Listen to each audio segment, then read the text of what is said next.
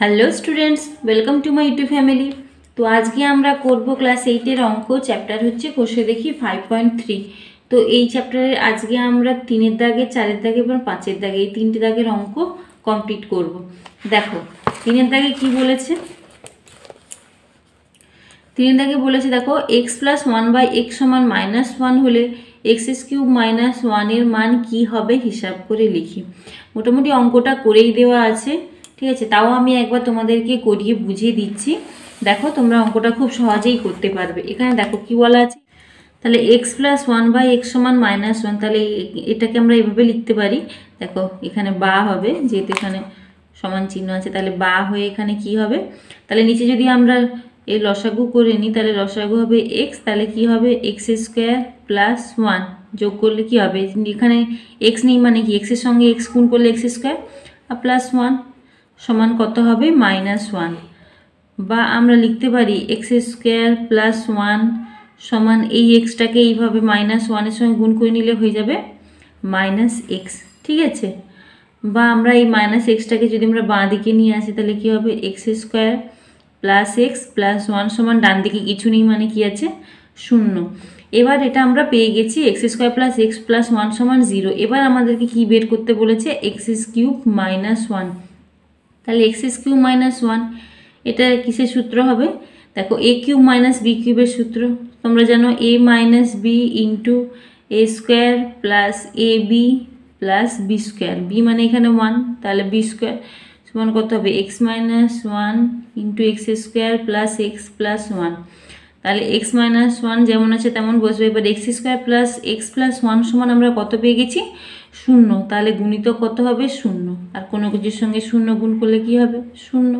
তাহলে এখানে আমাদের উত্তর কত হবে 0। খুবই সহজ অঙ্ক, শুধু সূত্রটা মনে রাখলেই তোমরা অঙ্কটা খুব সহজেই সমাধান করতে পারবে। বোঝা গেল? আচ্ছা, এরপর 4-এর দাগে দেখো 4-এর দাগে কি বলেছে। 4-এর দাগে বলেছে a + 9/a = 3 হলে a³ + 27 বা 27 এর মান কি হবে হিসাব করে লিখি। এটাও একই রকম ভাবেই করতে হবে। দেখো 4-এর দাগে কি বলেছে a + 9/a = 3, তাহলে এখান থেকে আমরা কি লিখতে পারি, নিচে কি হবে লসাগু a, তাহলে কি হবে a² + 9 = 3। বা আমরা লিখতে পারি a² + 9 এপাশে = 3 সঙ্গে গুণ করলে 3a, বা a² - 3a + 9 সমান কত হবে 0, আগেরটার মতো। এবার কিসের মান চেয়েছে a³ + 27, ঠিক আছে। a³ + 27 এর মান চেয়েছে, তাহলে আমরা কি লিখব, সমান আমরা কি লিখব a³ + 27 মানে কত হবে 3-এর কিউব।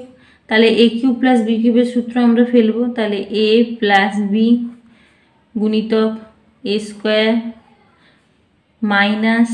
ab + b² সমান কি হবে a + 3 যেমন আছে তেমন থাকবে।